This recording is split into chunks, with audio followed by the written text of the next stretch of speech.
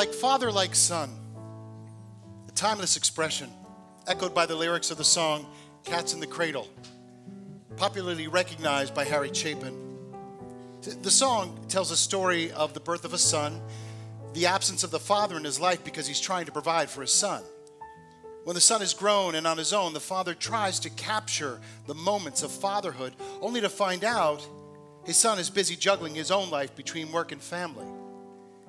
One of the final lyrics in the song, the father says, "And as I hung up the phone, it occurred to me, he'd grown up just like me.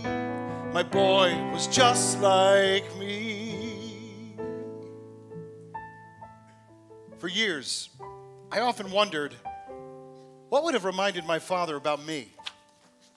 But it was during my father's battle with lung cancer that I discovered a new expression. Like son, like father. Most people grow up with two main role models in their life, their parents. But how often does a child get thrust into the role of a role model for a parent? My father had reached out to me, a long-term cancer survivor, because he just received news that the doctors thought he might have lung cancer, though the news should come of no surprise or a shock for a 60-year-old smoker. A spot in his lung was confirmed by a PET scan. My father was now the fifth family member besides me to be diagnosed with cancer. Up to this point, I was the only one who'd survived. But the times had changed dramatically, even in just over 2 decades since I'd been treated for Hodgkin's lymphoma. There were better options available, better technologies were able to diagnose patients earlier. Even the chemotherapy suites were more inviting, like a local coffee shop, complete with meals and entertainment. As time went on, my father underwent successful surgery to remove the tumor. Under doctors' recommendations, my father underwent both chemotherapy and radiation. It was during the radiation treatments that something went horribly wrong. Though there were no evidence of his lung cancer present during the chemotherapy, some cells had survived the chemo and transformed into an even more aggressive and rapidly growing cancer.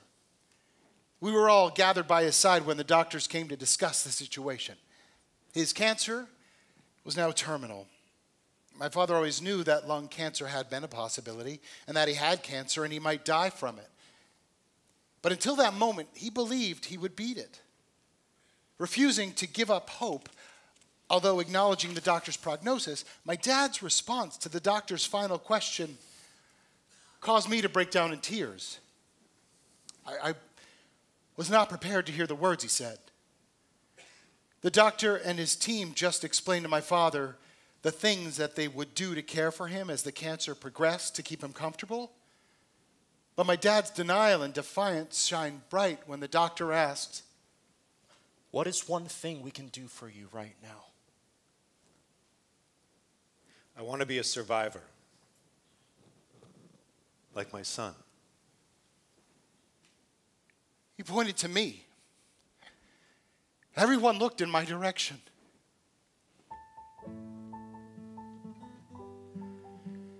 This hit me in 2 ways. I had beaten my cancer, Hodgkin's lymphoma. I had his genes, his personality, his pride, his determination, and his perseverance. If anyone had a better chance of defying a cancer death sentence, it was my father. I'd survived cancer. My dad witnessed it could be done. But in that same moment, I saw his comment for what I truly think he meant.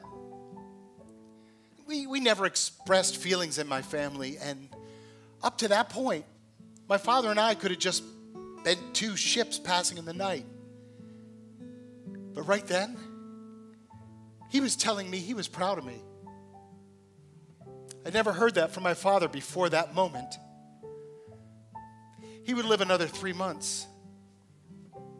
As I sat by his bedside every day, we shared memories that we remembered and memories we'd not shared in the past. We forgave each other the things we had done and said. And during the night, before he passed, as he lapsed into a calm and peaceful state, for the first time in our lives, he heard my voice. not in spoken form, but in music.